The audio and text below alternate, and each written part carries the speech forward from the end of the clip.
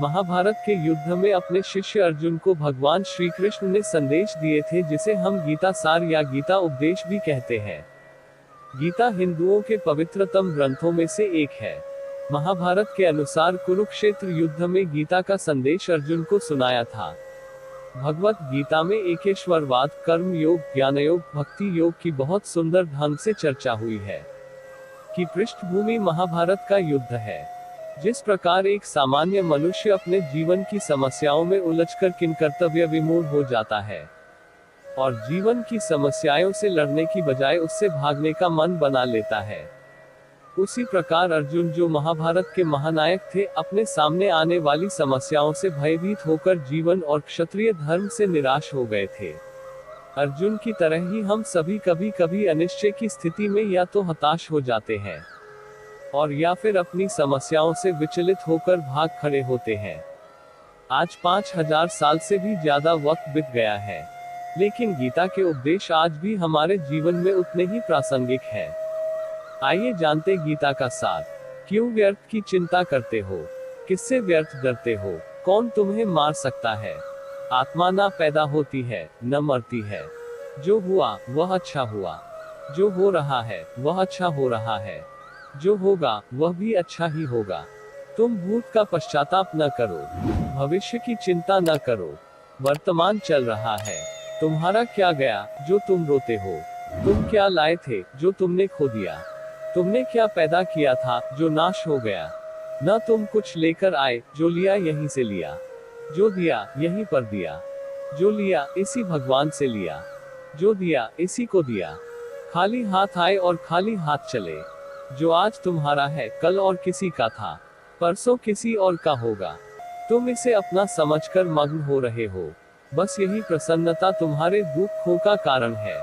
परिवर्तन संसार का नियम है। जिसे तुम मृत्यु समझते हो वही तो जीवन है। एक क्षण में तुम करोड़ों के स्वामी बन जाते हो, दूसरे ही क्षण में तुम दरिद्र हो जाते हो। मेरा तेरा, छोटा बड़ा, अपना पराया, मन से मिटा दो। फिर सब तुम्हारा है, तुम सबके हो। न यह शरीर तुम्हारा है, न तुम शरीर के हो। यह अग्नि, जल, वायु, पृथ्वी, आकाश से बना है और इसी में मिल जाएगा। परंतु आत्मा स्थिर है। फिर तुम क्या हो? तुम अपने आप को भगवान को अर्पित करो। यही सबसे उत्तम सहारा है। जो इसके सहारे को जानता है वह भय, चिंता, शोक से सर्वदा मुक्त है। मानव शरीर अस्थायी और आत्मा स्थायी है। जीवन का एकमात्र सत्य है वो है मृत्यु। गुस्से पर काबू करना चाहिए, क्योंकि क्रोध से व्यक्ति का नाश हो जाता है। व्यक्ति अपने कर्मों को नहीं छोड़ सकता है।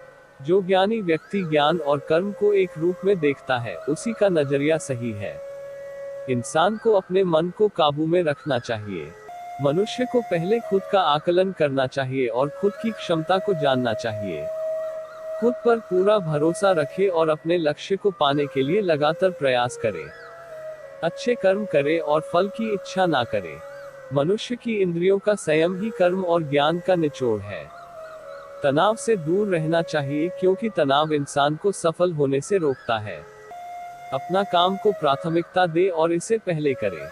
लोक में जितने देवता हैं, सब एक ही भगवान की विभूतियां हैं। जो लोग भगवान का सच्चे मन से ध्यान लगाते हैं वह पूर्ण सिद्ध योगी माने जाते हैं। अपने काम को मन लगाकर करे और अपने काम में खुशी खोजे। किसी भी तरह की अधिकता इंसान के लिए बन सकती है बड़ा खतरा। दूसरी की भलाई पर ध्यान दे, सिर्फ अपना मतलब नहीं साधे। ईश्वर हमेशा मनुष्य का साथ देता है। संदेह की आदत इंसान के दुख का कारण बनती है।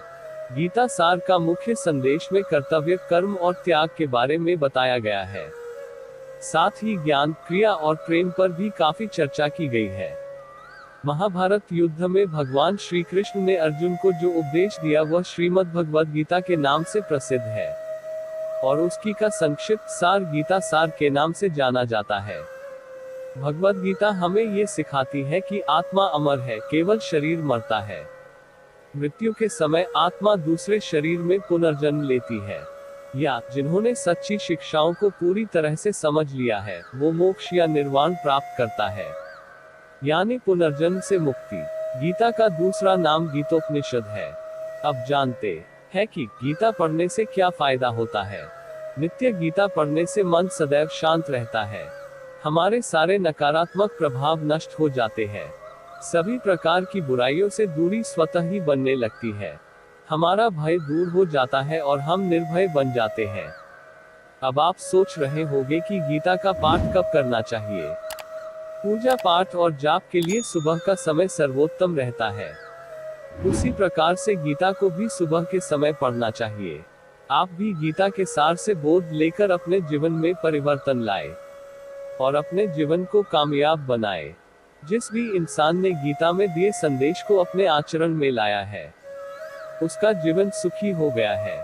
उसे ना कभी पैसों की और ना दुख की चिंता सताती है। आप कम से कम दिन में एक बार इस वीडियो को देखें, आपके मन की सारी निराशा दूर हो जाएगी। मैं आशा करता हूँ कि आपको गीता सार समझ में आया होगा। वीडियो पसंद आया होगा तो हमारे चैनल को जरूर सब्सक्राइब कीजिए और वीडियो को लाइक कीजिए। मिलते हैं अगले वीडियो में। जय हिंद, वंदे मातरम।